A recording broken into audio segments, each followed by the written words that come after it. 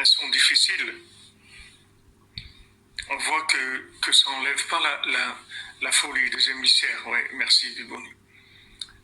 Même que les situations sont difficiles, ça n'enlève pas la folie des gens.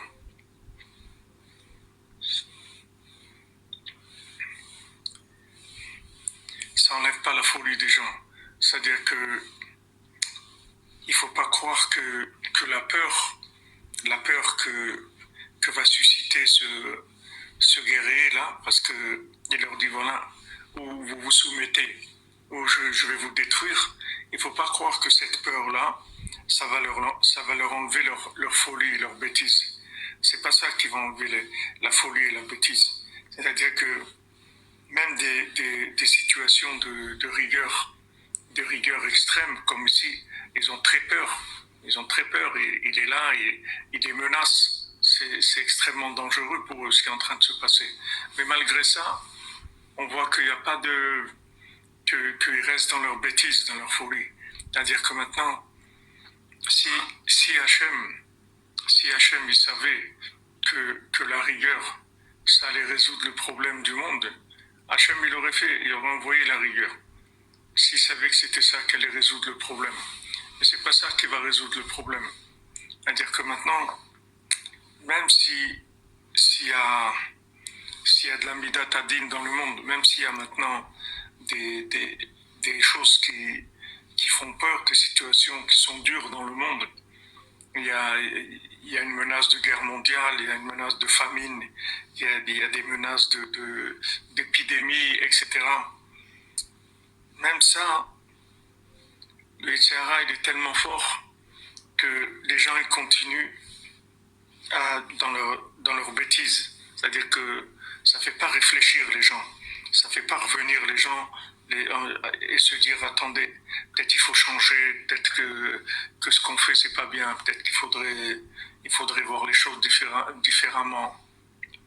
Merci Aurélien, merci mon ami. Un bisou, Bezat Hashem, bientôt Ouman, pour Rosh Hashanah, Bezat Hashem. Rabbeinu il a dit une fois aussi qu'il y a des gens qui ont... Voilà, ça ne perturbe pas. Les gens, ils continuent leur bêtise. Une fois, Rabbeinu, il a dit qu'il y a une communauté où ils sont réunis pour dire, voilà, les gens, ils parlent pendant la prière, ils ne sont pas concentrés dans leur prière. Il faut trouver quelque chose. Qu'est-ce qu'on peut faire pour que les gens se concentrent dans la prière? Alors, il y en a un qui a dit... Ouais, ce qu'on va faire, c'est qu'on va prendre un mort et on va le pendre au milieu de la synagogue, de l'endroit de prière, que les gens ils voient un mort comme ça, pendu au milieu, comme ça va leur faire peur et ils vont bien prier. Alors là-bas, il y avait un sage, il a dit, si tu fais ça, ils vont pousser le mort, ils vont le balancer, ils vont jouer avec lui, ils vont le jouer comme si c'était une balançoire, un truc, ils vont le pousser, ils vont s'amuser avec lui. Pourquoi Rabbeinu lui dit ça? Parce que la conscience, c'est pas que...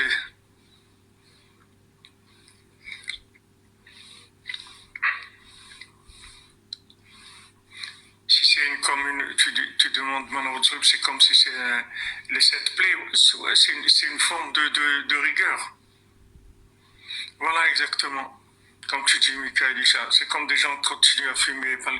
C'est-à-dire qu'il faut savoir que c'est pas la rigueur qui donne la conscience à la personne. C'est pas la rigueur. C'est pas parce que quelqu'un il va avoir peur que ça va lui donner de la conscience, du da'at. Il va pas prendre conscience avec la peur. Il va avoir peur.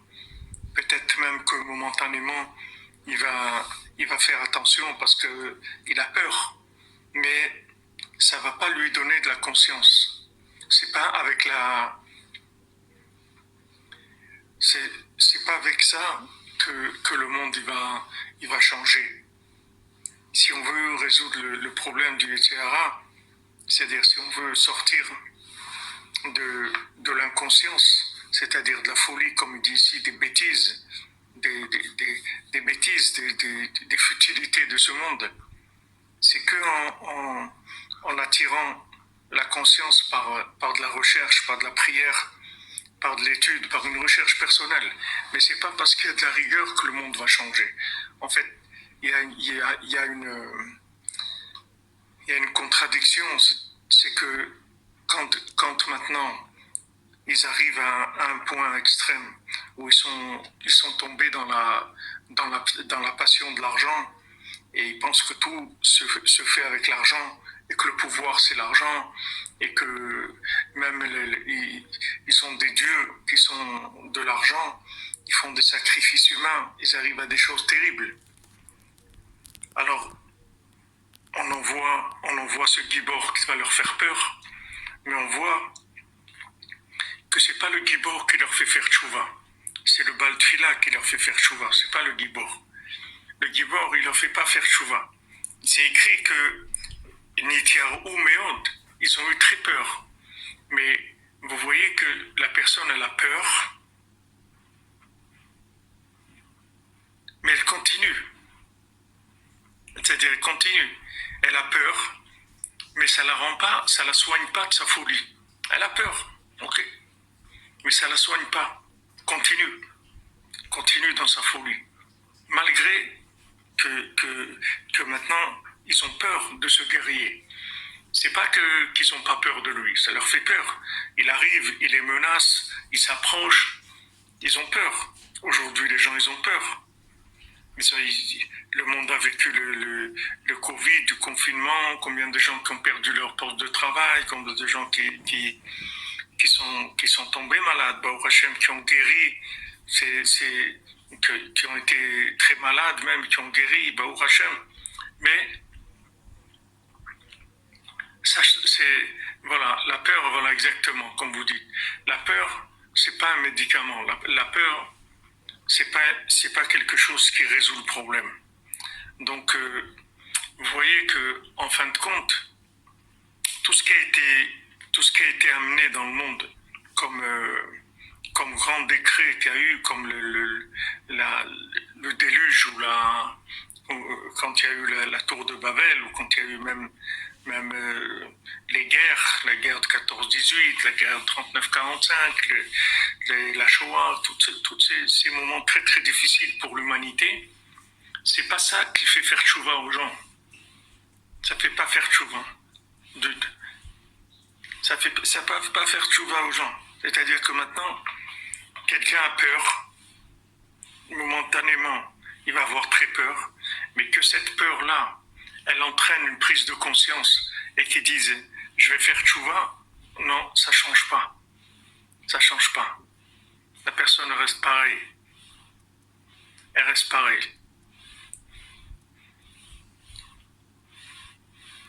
Et ça, on le voit ici dans le conte, que c'est le Baal Tfila qui intervient et qui vient, qui leur parle et qui va les amener vers les enseignements de Rabbeinu, vers les enseignements vers le Sipurim Asiot, vers les conseils de Rabbeinu, vers l'Aïd-Bodelut, vers Chatzot, vers Ouman, le Tikkun HaKlali, la Simcha, Meshon Efraïlar, tout ça.